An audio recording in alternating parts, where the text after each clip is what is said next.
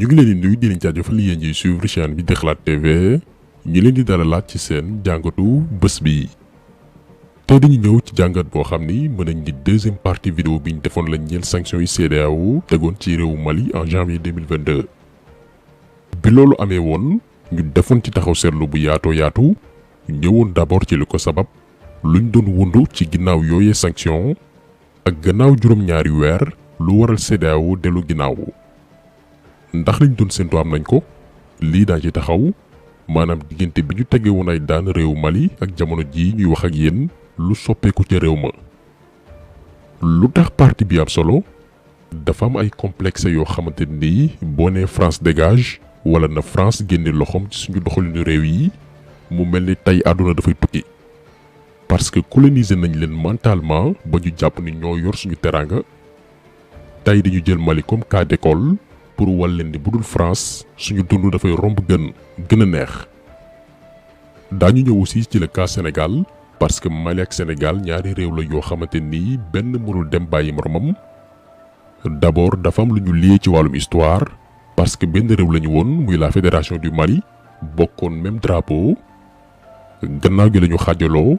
mais teewul gannaaw séparation bi ñuy wéy di partager les mêmes cultures. wéy di bokk même intérêt yi sur le plan économique wàllum koom-koom. ba tax na diggante bi Sénégal ne yee yaay dafay topp ndigalu France muy tëjal ay frontières am Mali ci réew moo xamante ni tooñuñu seeni njiit attaqué wuñu lu dul ñoom dañoo bëgg a doxal seen réew ni mu leen soobee doxalin boo xamante ni neexul Macron ñu ne ñun dañuy solidariser ak France di wàlle bañe. diggante boobu noonu ñaata la ci Sénégal ñàkk ci milliards ak naka la amee njeexital ci yenn Sénégalais yi daan seen doole ci poñ yi nii lañu fas yéene waxtaane tey. dañu ñëw d'abord ci li jiitu sanctions yi CEDEAO tegoon réewu Mali ndax dafa am li ko jur. sanctions yi moo ne woon benn ci dernière stratégie France ak quelques suqab yi ñi nga xam ne ñoo ngi biir Afrique tegoon ngir nërmeel nguuru Assimi Goïta. gannaaw bi ñu daanelee régime mu président Ibrahima Boubacar Keïta mi nga xam ne amul woon sikk sàkk ci ni taalibe France la woon doxul woon ci tey malien yi biñ ko coup d'état ba noppi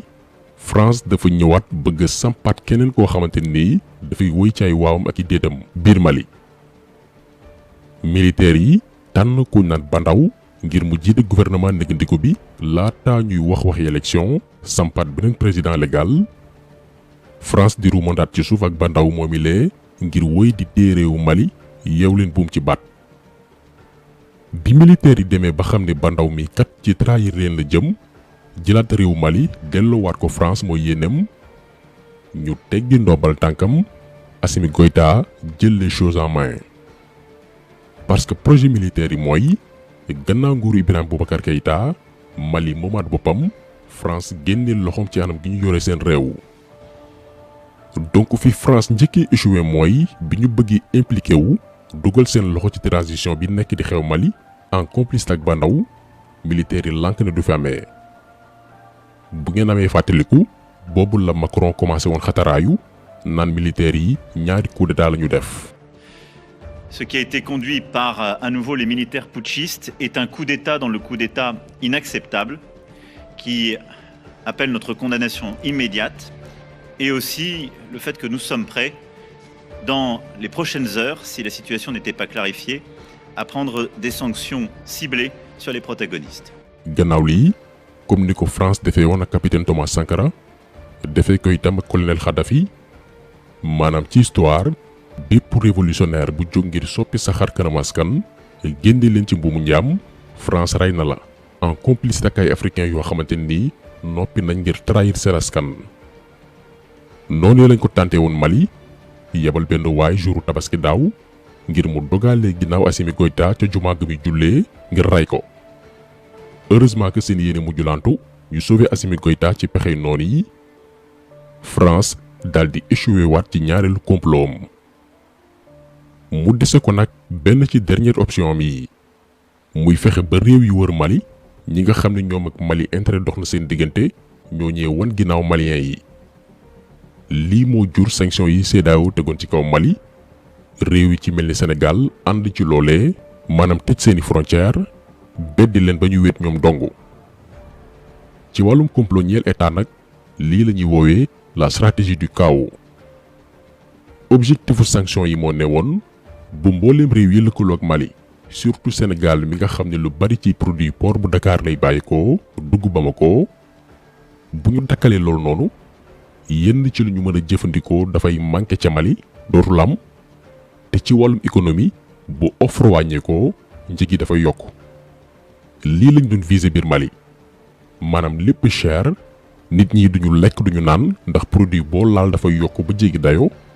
su ko defee askan wi jël lépp daal di koy sippi militaires yi. manifestation yi judduwaat Mali ngir sàkku démission ñoom Assimi Goïta ñu anticiper élection yi France profité ci samp élément am boo xamante ni dafay woy di ko tarbiyu. lii moo newoon le projet de déstabilisation la stratégie du chaos bi France namoon en complice ak ay président africain yoo xamante ni bëgguñu seen askan doxuñ ci seen yittey réew. waaye li ñu marqué ñun te muy exemple pour bépp réew africain rawatina réew yi ci mel ni Sénégal nga xam ni saa yu amee ñu jóg ngir njariñu réew mi ñeneen ñooy taxaw fële di leen xarab di leen jéem a faagaagal. Maliens yi ñoom ba ñu xamee ni France yéene mooy déstabiliser réew ma jaxase population bi ak Assimi Goïta mooy seen objectif. Maliens yi dañoo wone booloo ak solidarité bu mat sëkk jàppale ko dooleel ko moo xam jigéen góor mag ak ndaw. homme d'affaires yi ñoo njëkk a jóg xool yan pexe la ñuy teg ngir yenn yu mënta ñàkk ci dundu Maliens yi te ñu koy importer ñu fexe ba dugal ko ci réew ma. Assimi Goïta ne loolu kese itam du doy gannaaw importation bi nañu préparé wu léegi ngir bañ a dépendre ci kenn jëmi jamono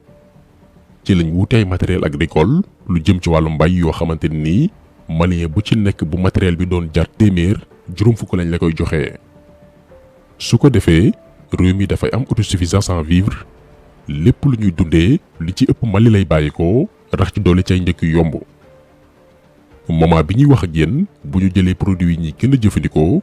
par exemple diwlin ak suukar Mali la gën a yombee que réew yu ko wër yu ci mel ni Sénégal Burkina Faso Côte d'Ivoire ak Niger malgré juróom-ñaari weer yi ñu leen embargo. ceeb bi à part Sénégal Mali la gën a yombee que réew yu ci bari ci Afrique de l'Ouest te moonte France dimbaliwu leen ndax dañu leen dàq ci biti du benn institution bu leen financé ci wàllum koom ba ñu mën a maintenir dundu malien yi di fay salaire yi comme ni mu waree dem sax ba tane dëkk yi nga xamante ni ba tey ñoo ngi bootu ci ginnaaw France. moo tax ñu wax leen ci njëlbeenu vidéo bi que réew Mali ci juróom-ñaari weer yi ñu weesu def ñu jàngal ni mën nañoo dem sans la France ci bu ñu gëmee suñu bopp. ndax réew moo xamante ni ba tey ci transition la nekk defaraat institution yeeg tabaxaat lañu toll rax ci doole depuis des années France di ko faagaagal di fa dooleel wàllum terrorisme ba sécurité amatu fa. kooku bu ñu demee ba koy comparer en 2022 dëkk yoo xam ne nee nañ dañoo stable ay dëkku jàmm lañ nga xam ni kon dëkk yi leen di compareel liggéeyuñ ci tappale la ñu nekk ak taf yëngal. léegi moment boobu noonu réew Mali di xool lu muy rocceekoo ci mbuumu njaam moom boppam tabax Mali ak doomu malien yi ba dootuñu dépendre ci benn puissance coloniale. période boobu noonu ñaata la Sénégal ñàkk ci koppar. yéen ñëpp xam ngeen ni mboolem li malien yi daan jële bitim réew bu doon téeméer 80% yëpp juróom-ñett fukki yi port bu Dakar lay jaar ñu koy yeb ci camion muy dem Mali. xaalis boobu noonu boo koy xayma ay centaine de milliards la Sénégal di ci comp di def ci keesam. léegi nag gannaaw bu ñu toppee France ci sanction yi mu namoon teg Mali ngir faagagal leen di ko faj la mer di wàlle bañe ba tëj suñuy frontière ak Mali. ñaari weer lañ ci teg au mois de mars 2022 Sénégal ñàkk 24 milliards de francs CFA. ñu tegaat ci benn weer en avril 2022 affaire yi jógee 24 milliards dem ba 37 milliards 600 millions. Sénégal ñàkk alal ju doy nii parce que dañoo tëj suñuy frontière ak Mali réew moo xamante ni defuñ ñu waxuñ ñu.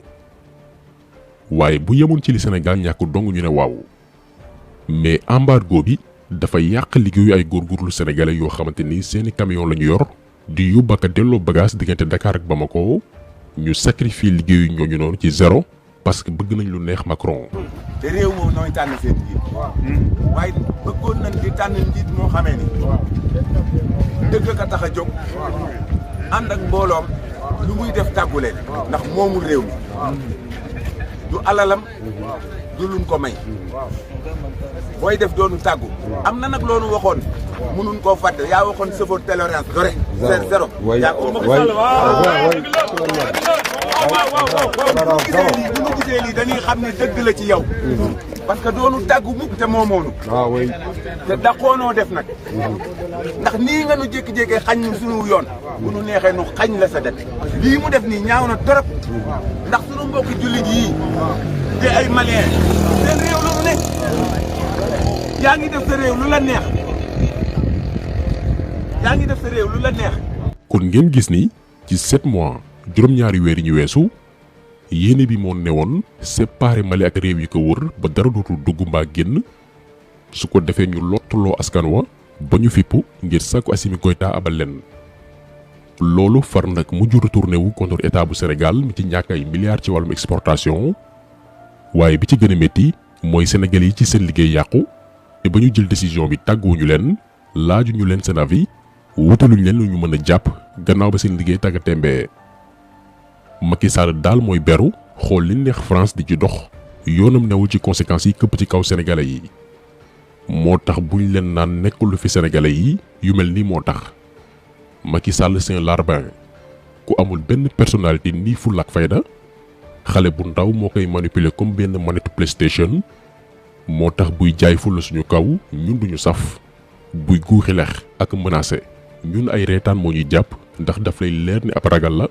gaynde kër xaru mbedd la moo tax xeex ko ci jaamu yàlla la bokk ak képp ku koy jàppale ak a teel tànk Macky képp ku koy défendre bu ñu xoolee ba xool bëggoo Sénégal sa intérêt moo tax wala ku la jege mbaa nga yaakaar ku la compal ci nguur gi mais ku bëgg Sénégal munoo ànd ak Macky Sall ko tax sel bi tay loolu la woon ñi leen di gërëm di leen jaajëfal di leen di daje incha allah beneen yoon ci beneen jàngat jaa ngeen jëf